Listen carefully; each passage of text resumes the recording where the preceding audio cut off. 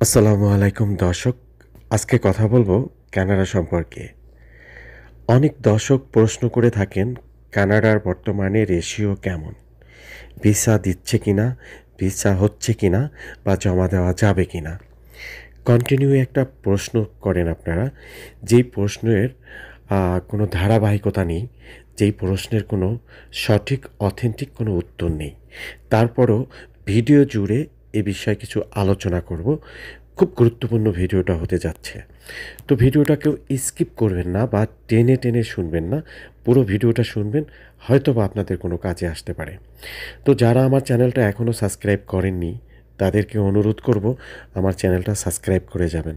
যারা করেছেন তাদেরকে অসংখ্য ধন্যবাদ। পাশের বেল আইকনটা একটু অন করে দেবেন, তাহলে হচ্ছে কি আপনি নিত্য নতুন ভিডিওটা পেয়ে যাবেন। চলুন দর্শক, আমরা মূল কথায় যাচ্ছি। মূল কথা হচ্ছে, দেখুন, আমি প্রত্যেকটা ভিডিওতে বলি রেশিও নিয়ে আপনি কথা বলেন না। রেশিও নিয়ে আপনি ১ মিনিট যে সময়টা আপনি লস করবেন, সেই সময়টা আপনার ডকুমেন্টস নিয়ে আপনি ভাবুন। আপনার কাজে দেবে। এটাই হচ্ছে বেটার দ্য অপশন। তবে হ্যাঁ, একটা সিজনাল আছে, যেই সিজনে আপনি যে সময় আছে, সেই সময়টায় ভিসা জমা দিলে আপনার ভিসাটা পাওয়ার বেশি চান্সেস থাকে। এটা কিন্তু রেশিওর উপরে না, এটা হচ্ছে সময়ের উপরে। যেমন হচ্ছে বর্তমানে যে সময়টা চলতেছে সামার মাস। পৃথিবীর যত পশ্চিমা দেশগুলো আছে, ঠান্ডার দেশগুলো, সেই দেশগুলোতে এখন ঈদের মতো উৎসব বা আনন্দ চলতেছে। এই সময়টা ভিজিট ভিসা অনেক দিয়ে থাকেন।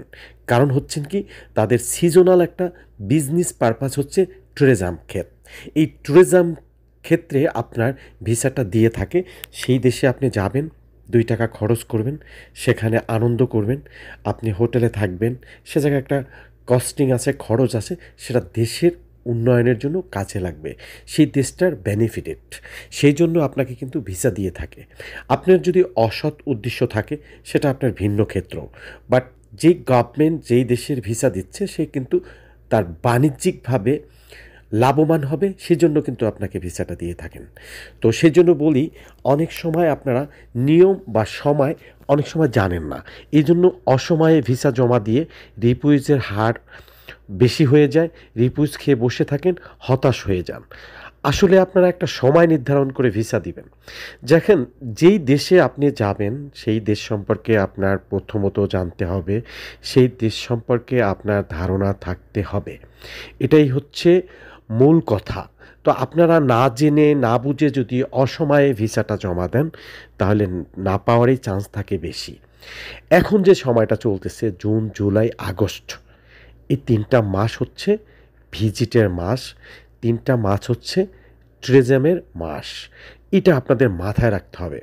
বছরে ৩টা মাস হচ্ছে উন্নত দেশগুলিতে বা পশ্চিমা দেশগুলিতে বললাম যে ঈদের উৎসব, অরিজিনালি ঈদের উৎসব। কারণ হচ্ছে কি, বাকি ৯ মাস, প্রায় ১০ মাস, আপনার ৮ মাস প্রচুর ঠান্ডা থাকেন।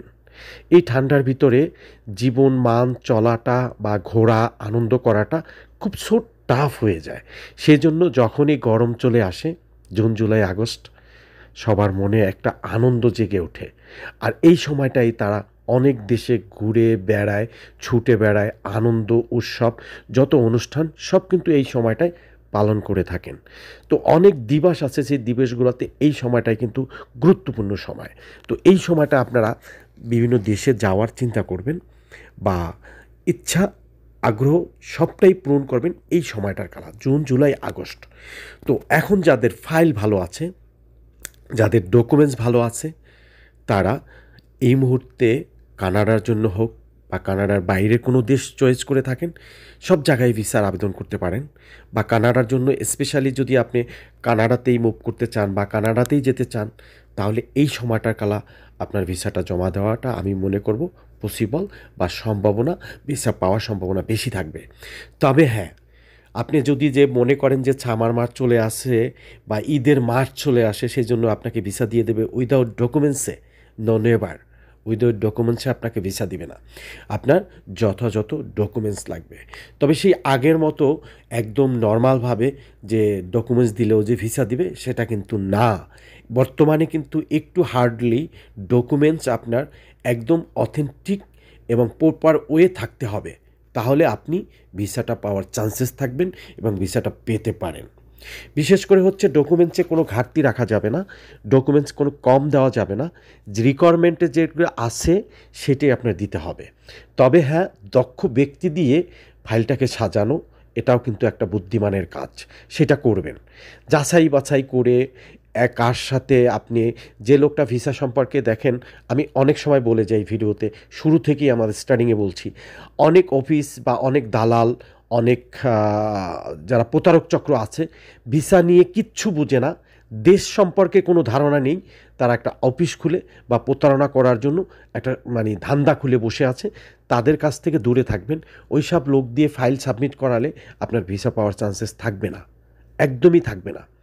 তো এটার জন্য আপনি যাচাই বাছাই করে ভিসা সম্পর্কে জেনে বুঝে, দেশ সম্পর্কে জেনে বুঝে, লোক সম্পর্কে আপনার জেনে বুঝে ভিসাটা তার হাতে তুলে দেবেন বা ফাইলটা তার হাতে করতে দেবেন। তাহলে হয়তো বা আপনাদের অনেক উপকারে আসতে পারে। আমি সবসময় বলে যাই যে দেখুন, আপনার অনেক সময় অনেকের টাকার প্রবলেম হয়ে দাঁড়ায়, অনেকের অনেক সময় বোঝার প্রবলেম হয়ে দাঁড়ায়। কারণ দেখেন, ভালো একজন সাবমিট করতে গেলে অনেক যে টাকা লাগবে সেটা না। হাইয়েস্ট আপনার থেকে 30, 40, 50 হাজার টাকার বেশি চাওয়ার কোনো যৌক্তিকতা নাই। বুঝাতে পারছি? চাওয়ার কোনো যৌক্তিকতা নাই।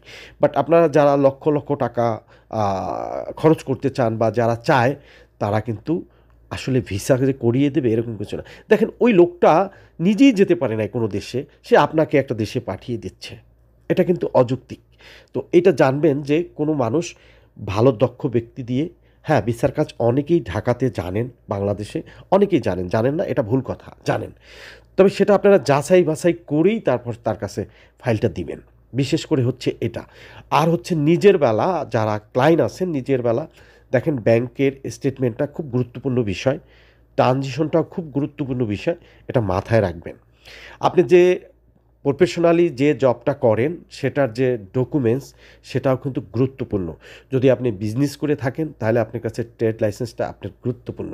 সেই ট্রেড লাইসেন্সের পাশাপাশি কিন্তু আপনি ট্রানজিশনটা, যে টাকা পয়সার যে ট্রানজিশনটা, সেটা কিন্তু বিশেষ গুরুত্বপূর্ণ। এই জিনিসগুলো আপনাদের মাথায় রেখে দেখেন, 8-9 মাস বসে যদি, 5-6 মাস বসে যদি একটা ফাইল সাজান আপনি নিজে নিজে, তারপরে যদি কারোর হাতে আপনি সেই ফাইলটা করতে দেন, আপনার ভিসাটা পাওয়ার চান্সেস থাকবে। আপনি কিছুই বুঝেন না, একজন প্রতারক চক্রের হাতে তুলে দিচ্ছেন, সে যেভাবে আপনাকে বোঝাচ্ছে সেইভাবে আপনি ফাইলটা সাবমিট করছেন, রিপুইজ হয়ে গেছেন। নেক্সট টাইম যে আবেদন করবেন সেই তথ্যটা পর্যন্ত আপনার কাছে জানা থাকে না, আপনি বলতে পারেন না। এরকম ঘটনা আমি প্রতিনিয়ত পেয়ে থাকি, পেয়েছি। রিপুইজ হওয়া মানে এই না যে আপনাকে আর ভিসা দিবে না, রিপুইজ হওয়ার পরও ভিসা দেয়, রিপুইজ হওয়ার পরও সে লোক ভিসা পেয়েছে। মূলত কথা হচ্ছে, যাদের প্রতারক চক্রের হাতে দিয়েছেন আপনি কিছুই জানেন না, আপনি সেকেন্ড টাইম যে একটা ভিসা আবেদন করবেন, সেই আবেদনটার সম্পর্কে আপনাকে প্রশ্ন করা হলে আপনি বলেন আমি কিচ্ছু জানি না, আমাকে এইভাবে করে দিছে। এটা হতে পারে না, এটা কিন্তু একটা বুদ্ধিমানের কাজ না। তাহলে বুদ্ধিমানের কাজ হচ্ছে যা কিছু ডকুমেন্টস আপনাকে দিবে সেটা আপনি সংগ্রহ করে রাখা, এবং নেক্সট টাইম আপনার সেটাকে ফলো করে সেটার পিছনে পিছনেই আপনি নতুন করে হিস্ট্রি গেয়ে যাওয়া বা বলা, এটাই হচ্ছে অথেন্টিক কাজ। তো এই জন্য বলবো, কানাডার রেশিও খারাপ না। যদি রেশিও সম্পর্কে আমি বলতে যাই, রেশিও বলবো খারাপ না, খারাপ হচ্ছে ডকুমেন্টস। আপনারা অনেকেই ডকুমেন্টস দিতে পারেন না, সেজন্য আপনাদের ভিসাটা হয় না। তো ডকুমেন্টস তৈরি করেন, ডকুমেন্টস তৈরি করে ভিসার অথেন্টিকভাবে আবেদন করেন। বর্তমানে ভিসা দিচ্ছে, ভিসা পাবেন, ভিসা দিচ্ছে, ভিসা পাবেন। ভিজিট ভিসা পৃথিবীর সব দেশেরই খোলা আছে, বাট হচ্ছে কি, আপনাদের ডকুমেন্টসের প্রবলেমের কারণে আপনারা ভিসাটা সংগ্রহ করতে পারতেছেন না, এটাই নিজস্ব ব্যক্তিগত প্রবলেম। তো আমি বলবো সবাইকে, আমার দর্শক যারা আছেন, কানাডার ক্ষেত্রে আপনারা এই সময়টা বেছে নিতে পারেন, ফাইলটা গুছিয়ে অথেন্টিকভাবে জমা দেন, ভিসা পাওয়ার চান্সেস আছে। 100% বললাম, আমি দায়িত্ব নিয়ে কথা বললাম, ভিসা পাওয়ার চান্সেস আছে। এই মুহূর্তটায় দিচ্ছে ভিসা, ভিসা যে দিচ্ছে না এটা, ভিসা আরও সহজে দিচ্ছে। যেমন আগে 1 মাস 1.5 মাস বসে আপনারা রেজাল্ট পেতেন না, খবরও জানতে পারতেন না, এখন কিন্তু সেটা 20 দিন 25 দিনের মধ্যেই, 21 দিনের মধ্যেই আপনাকে ইয়েস নো একটা রেজাল্ট আপনাকে দিয়ে দিচ্ছে। এটা কিন্তু বেটার দ্য অপশন, খুবই বেটার দ্য অপশন। যে আপনার আর দীর্ঘদিন অপেক্ষায় বসে থাকা, টেনশন নেওয়া, এটা কিন্তু হচ্ছে না। ভিসাটা কিন্তু আপনি ইজিলি পেয়ে যাচ্ছেন। যদি দিয়ে থাকেন, অ্যাপ্রুভাল হয়ে থাকেন, পেয়ে যাবেন। রিপুইজ হয়ে গেলেও আপনি সেটা জানতে পারবেন। তাহলে আপনার আর টেনশনটা কাজ করতেছে না। এটা একটা বেটার দ্য অপশন না, বেটার দ্য অপশন। তো সেই ক্ষেত্রে বলবো আপনারা যারা কানাডাতে যেতে চাচ্ছেন তারা ঘুরতে বা বেড়াতে বা আপনার কী উদ্দেশ্য সেটা আপনিই ব্যক্তিগতভাবে জানেন, তবে এই মুহূর্তে ভিসাটা জমা দিতে পারেন। এবং এই মুহূর্তে যারা না দিবেন তাদের জন্য চান্সেস হচ্ছে ফাইলটা গুছিয়ে সুন্দর করে একদম মজবুত করে তারপর ফিফা ওয়ার্ল্ড কাপের জন্য দেন। বেটার দ্য আরও অপশন, সেটা আরও ভালো হবে। আমি মনে করি আরও ভালো হবে, আপনাদের স্বপ্ন পূরণ হবে যদি ফিফার সময় দেন। যদি এখন যাদের ফাইল ভালো আছে এখনই দিতে পারেন, যাদের ফাইলে একটু প্রবলেম আছে তারা ফাইলের গুছিয়ে গাছিয়ে একদম সুন্দর করে সাজিয়ে তারপরে হচ্ছে আপনি ফিফা ওয়ার্ল্ড কাপের সময় জমা দেন 2026-এ, 100% ভিসাটা পেয়ে যাবেন। তো এই ছিল মূল কথা আমার। তো দর্শক ভালো থাকবেন, সুস্থ থাকবেন, আল্লাহ হাফেজ।